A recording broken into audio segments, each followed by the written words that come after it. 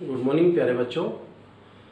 12th class में biology का lesson number 2 चल रहा है हमारा।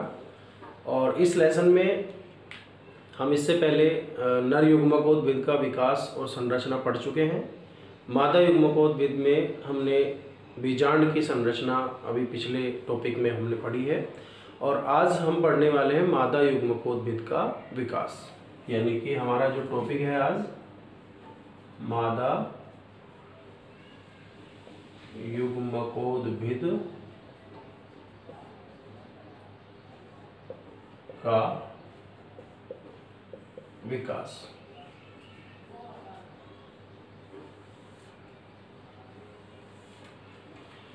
मादा युग्मकोद्भिद का जो विकास है वो अंडाशय भित्ति से शुरू होता है। ये अंडाशय है,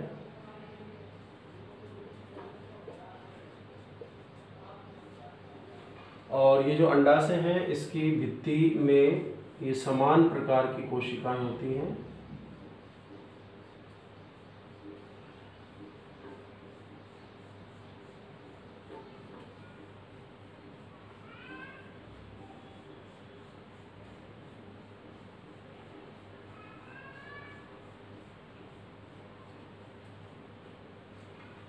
ये सारी जो कोशिकाएं हैं समांगी कोशिकाएं हैं। इसमें से इन कोशिकाओं में से जो अंडाशय की भित्ति में कोशिकाएं, इनमें से कोई एक कोशिका आकार में बड़ी हो जाती है।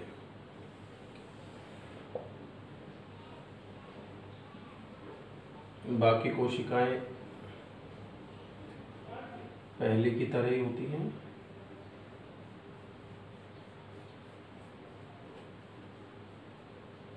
एक कोशिका आकार में बड़ी हो गई,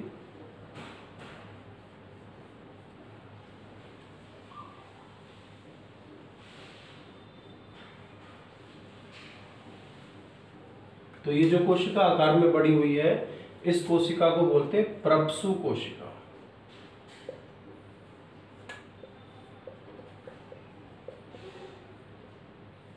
प्रप्सु कोशिका, जो कोशिका आकार में बड़ी हुई है जो कोशिका, उसको हम बोल रहे हैं प्रप्सु कोशिका।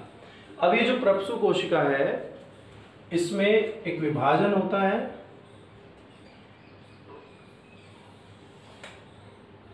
जिससे जो प्रप्सु कोशिका है इसमें दो कोशिकाएं बन जाती हैं। बाहर की तरफ जो कोशिका है उसको तो बोलते हैं प्राथमिक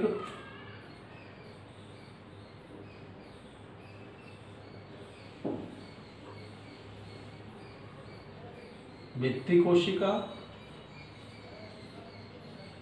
और जो अंदर की तरफ जो कोशिका है इसको बोलते हैं प्राथमिक गुरु बीजाणु मात्र कोशिका।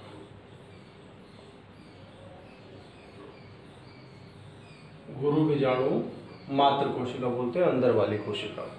ठीक है, बाकी सब कोशिकाएं जो हैं वो सेम पहले की तरह यहाँ व्यवस्थित होती हैं।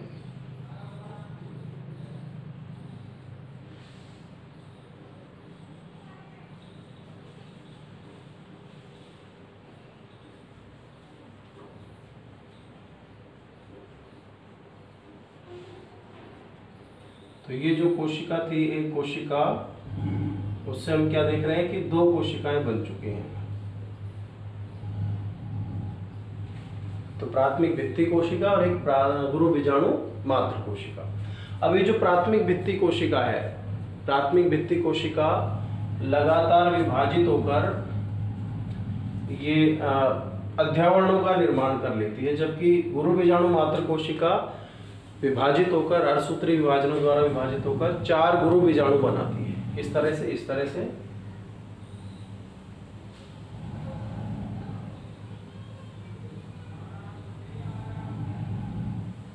1 2 3 4 गुरु बीजाणु बनाती है ये।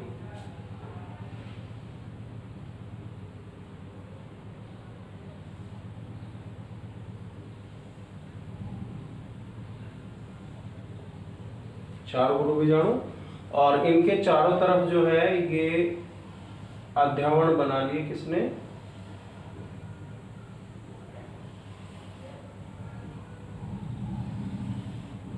प्राथमिक भित्ति कोशिका, यानी ये तो हो गया अध्यावरण,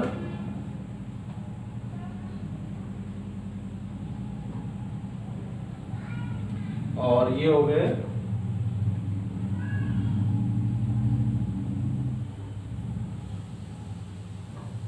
गुरु बीजाणु।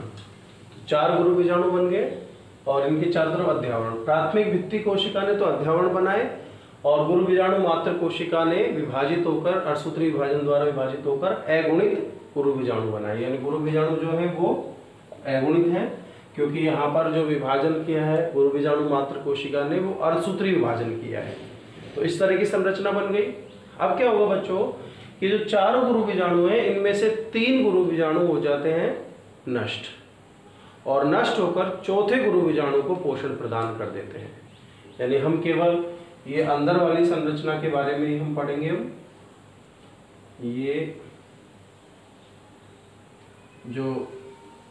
ये गुरु बीजाणु ये तो सक्रिय है, बाकी जो 3 है वो हो गए,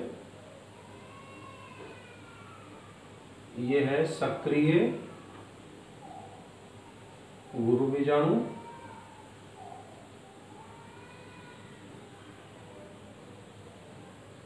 ठीक है, और ये जो तीनों हैं ये हो गए अभाषित।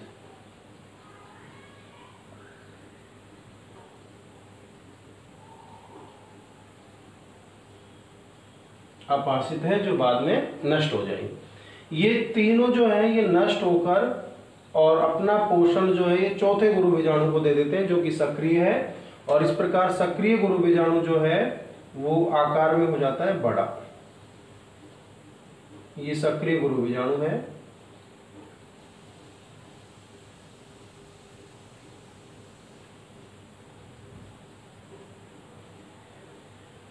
सक्रिय गुरु बीजाणु आकार में बड़ा हो जाता है, और इसको हम बोलते हैं क्या, इसको बोलते हैं भ्रूण कोश।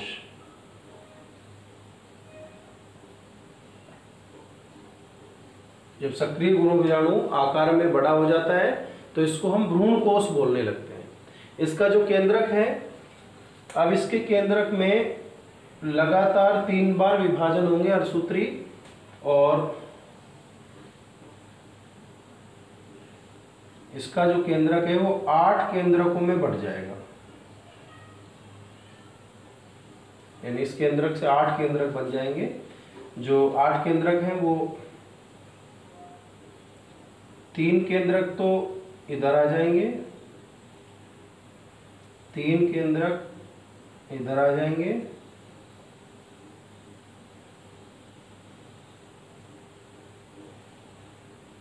और 2 केंद्रक बीच में रह जाएंगे। तो टोटल 8 केंद्रक हैं। अब ये 8 केंद्रक क्या करेंगे भाई, इनके चारों तरफ बन जाएगी कोशिका भित्ति, जिससे 3 कोशिकाएं तो यहां बन गई,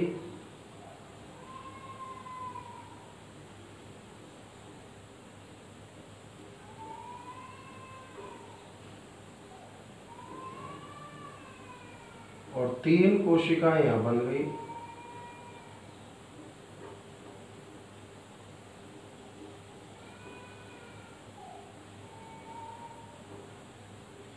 और 2 ये जो केंद्रक थे इन्होंने मिलकर एक कोशिका यहाँ बना ली।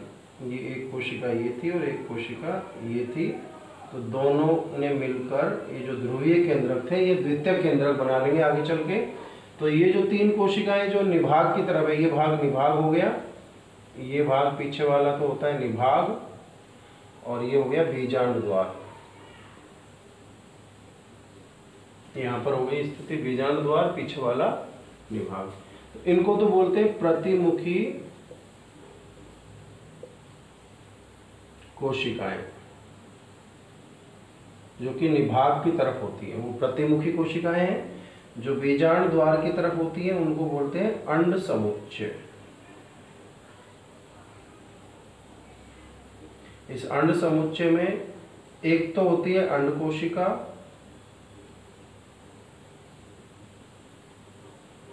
और 2 होती है सहायक कोशिका।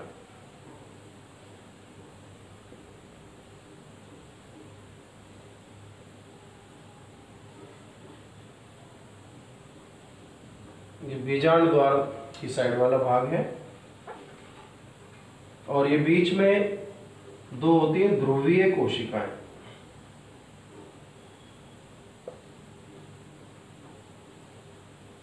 जो बाद में संयुक्त होकर द्वितीयक केंद्रक बना लेती, द्वितीयक केंद्रक बना लेती हैं। तो इस तरह से ये 7 कोशिकीय कोशिकाएं कितनी बन जाती है? 7। ये दोनों एक कोशिका बना लेती है, 3 ऊपर और 3 नीचे। इस 7 कोशिकीय या 8 केंद्रकीय, केंद्र कितने इसमें? 8 केंद्रक हैं। तो 7 कोशिकीय 8 केंद्रकीय संरचना को हम बोलते हैं मादा युग्मकोद्भिद। तो ये मादा युग्मकोद्भिद का विकास इस प्रकार से होता है। दोबारा इसको अपन देख लेते हैं। सबसे पहले जो अंडाशय है, इसकी भित्ति में कोशिकाएं हैं, समांगी प्रकार की कोशिकाएं हैं। इनमें से कोई एक कोशिका आकार में बड़ी हो जाती है पोषण ग्रहण करके, इसको प्रप्सु कोशिका कहते हैं।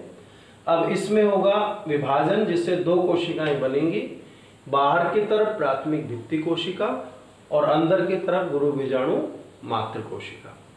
प्राथमिक भित्ति कोशिका लगातार विभाजन करके अध्यावरणों का निर्माण करती हैं, और जो गुरु बीजाणु मात्र कोशिका है उसमें विभाजन से 4 गुरु बीजाणु बनते हैं। अर्धसूत्री विभाजन होता है। चारों गुरु बीजाणु जो है उनमें से एक तो रहता है सक्रिय और 3 अपहासित होकर नष्ट हो जाते हैं, और चौथा जो सक्रिय है ये इसको पोषण दे देते हैं, यानी पोषण प्रदान कर देते हैं। अब ये चौथा सक्रिय गुरु बीजाणु आकार में बड़ा हो जाता है, इसको अब हम भ्रूण कोश कहते हैं। इसका केंद्रक जो है वो लगातार फिर विभाजित होता है और 8 केंद्रक बना लेता है, 3 ये और 2 मध्य में। 3 केंद्रक जो ऊपर की तरफ निभाग की तरफ चले गए थे उन्होंने प्रतिमुखी कोशिकाएं बना ली। 3 केंद्रक जो बीजांड द्वार की तरफ चले गए थे उन्होंने अंड समुच्चय बना लिया। अंड समुच्चय में एक तो सहाय अंड कोशिका होती है और 2 सहायक कोशिकाएं। 2 केंद्रक जो मध्य भाग में थे उन्होंने वो ध्रुवीय काय कहलाते हैं और बाद में द्वितीयक केंद्रक का निर्माण कर लेते हैं। ये बाद में द्वितीयक केंद्रक का निर्माण कर लेते हैं। तो इस प्रकार से बच्चों ये मादा युग्मकोद्भिद का विकास हमने समझा। उम्मीद है आपको अच्छी तरह समझ में आया होगा। इसको अपनी नोटबुक में राइट डाउन कर ले और इसकी प्रैक्टिस करें। तो अभी अपने घरों में ही सुरक्षित रहिए और लगातार पढ़ते रहिए। Be safe, stay home.